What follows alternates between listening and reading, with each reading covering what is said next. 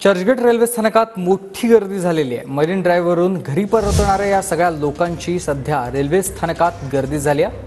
त्यामुळे ऑफिसहून घरी परतणाऱ्या मुंबईकरांना त्याचा फटका बसलाय। ही दृश्य आपण बघतोय चर्चगेट रेल्वे स्थानकावरची आहेत।